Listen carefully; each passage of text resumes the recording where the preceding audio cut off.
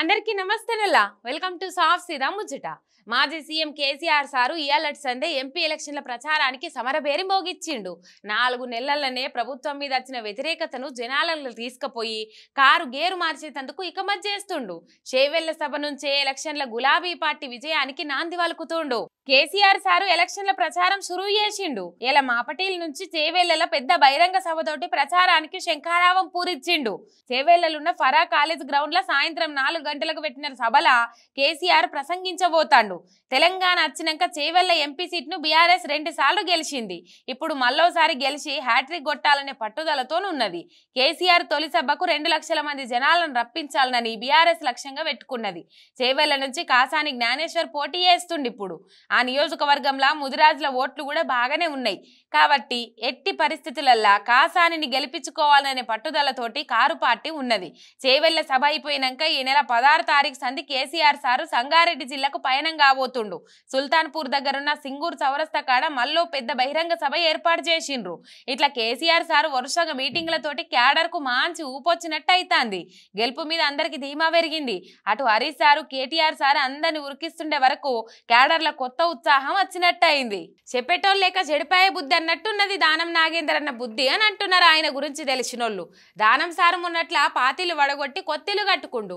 దాని వెనుక పొంటే మోరీ మీద గవర్నమెంట్ జాగున్నది. ఆ జాగని కబ్జా పెట్టి కాంపౌండ్ కూడా కట్టిండని దానమన్న మీద మస్తు ఆరోపణలు వస్తున్నాయి. ఒక్కసారికి గేటు మీద ఉన్న చూడుండ్రి, ఇది ప్రభుత్వ స్థలం అని రాసున్నది కదా గేటు మీద. దానమన్న కాంగ్రెస్ లో పోయినాక చూడుండ్రి, దాని మీద ప్రభుత్వ స్థలం అన్న రాతలే మాయమైనాయి. బీఆర్ఎస్ గవర్నమెంట్ ఉన్నప్పుడు ప్రభుత్వ స్థలం అని ఉన్న బోర్డు దానమన్న కాంగ్రెస్ లో గలవంగానే రాతలు ఎట్లా మాయమైనాయి? అది దానమన్న భూమి ఎట్లయిందో తెలుస్తలేదని అట్లకెళ్ళిపోయే మందే పరేషాన్ అవుతుండ్రట. ఏం తక్కువ 20 కోట్ల విలువైన 700 గజాల భూమిని దానమన్న అలుముకుండని బంజారా హిల్స్ బస్తీ పొంటుండే పబ్లిక్ గుసగుసలు పెట్టుకుంటున్నారట. కేటీఆర్ సార్ కూడా దానమన్న భూమిని కబ్జా పెడతానంటే మేమున్నప్పుడు సందు పెట్టనీయలేదు, కాంగ్రెస్ లకు మోంగనే అలవాటైన తీర్లు అదే పని చేసిండని దెప్పి పొడిచిండు. కావాలంటే చూసుకోవచ్చని సవాల్ చేసిండు. అయితే కేటీఆర్ సార్ అట్లా అనే వరకు దానమన్నకు రేషం ఒడుచుకొచ్చింది. నేను కబ్జా పెట్టలేదు, భూమి పడావు పడితే కాపాడుకుంటున్నా అన్నట్టే మాట్లాడుకొచ్చిండు. నేను కబ్జా చేసినట్టు నిరూపిస్తే పదవికి రాజీనామా చేస్తా, నా అంత నియతవంతుని పట్టుకొని కబ్జా కోరంటారా అని ఉల్టా గరమైతుండు. మరి ఆ బోర్డు మీద ప్రభుత్వ స్థలం అన్న రాతలు ఏ గ్రహాంతర వాసి గప్పలొచ్చి మార్చినాయో, రాత్రికి రాత్రి ఆ జాగ దానమన్న పేరు మీదకి ఎట్లా మారిందో అంత గ్రహాంతర వాసులకే తెలవాలిగా అని అంటున్నారు జనం. ఆంధ్రాల ఎలక్షన్ల ప్రచారం ఏమో జోరుగా నడుస్తాంది. 3 పార్టీల కూటమి ఓ దిక్కు, జగనన్న ఒక్కడు ఒక దిక్కు సమరంలో దిగిండ్రు. కుంటిగుర్రం లెక్క చెరిమిలక్క ఇంకో దిక్కు దానిలాడుతున్నది. ఇక వీళ్ళందరూ కాదు నన్ను సీఎంను లేదా పిఎంను చెయ్యిండ్రని కేఏపాలు తిరుగుతాండు. వీళ్ళందరు ఇట్లా ఎవరు గెలవాలని కేటీఆర్ సార్ని అడిగితే ఏమన్నాడో తెలుసా? ఆంధ్ర ఎలక్షన్ల మీద కేటీఆర్ సారు మస్తుగా మాట్లాడిండు. ఆంధ్రాలో ఎవరు గెలవాలని అడిగితే కర్ర ఇరగకుండా పాము సావకుండా తెలివిగా జవాబు చెప్పిండు. నిన్న రామన్న ఒక ఛానల్ ఇంటర్వ్యూకి పోయిండు. వాళ్ళేమో ఆంధ్రాలో ఎవరు గెలవాలని కోరుకుంటున్నారని అడిగిండ్రు.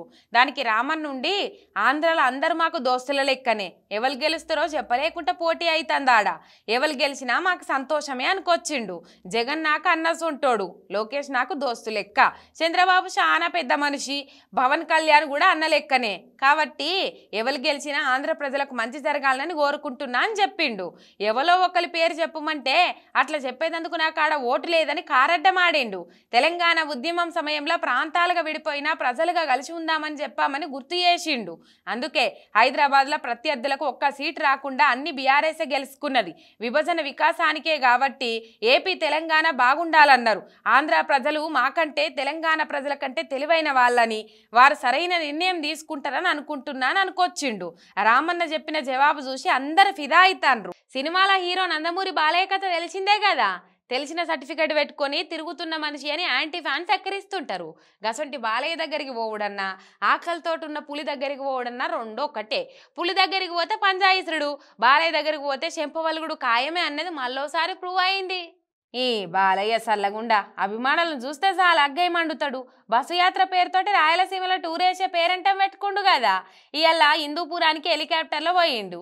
ఇక అభిమానులు కార్యకర్తలు ఎదుర్కొని వచ్చిండ్రు. అందులో ఓ అభిమాని బాలయ్యను చూసిన ఆనందంలో పూనకం వచ్చి సెల్ఫీ దిగా చూసిండు. గంతే ఇక బాలికాకకు మస్తు కోపం వచ్చింది. ఎవర్రా నువ్వని మోషయ్యతోటి గట్టిగా మొత్తిండు. అదే టైంలో ఆడోళ్ళు దండం పెడుతుంటే వాళ్ళకు మళ్ళీ అప్పుడే నవ్వుకుంటా నమస్తే పెట్టబట్టిండు. బాలయ్య బుల్బుల్ దెబ్బలు ఇప్పుడు సోషల్ మీడియాలో మస్తు వైరల్ అవుతున్నాయి. ఈ బాలయ్య తిక్కకు మందు లేదని కొందరంటే కొన్ని అంతే ఎప్పటికీ మారయ్యని ఇంకొందరు అంటున్నారు. అసొంటి మనిషి అని తెలిసినా కూడా దగ్గరికి పోయేందుకు ముందుగా వీళ్ళకి సిగ్గు లేదని ఇంకొందరు ఇట్లా తీరులా కామెంట్లు చేస్తుర్రు.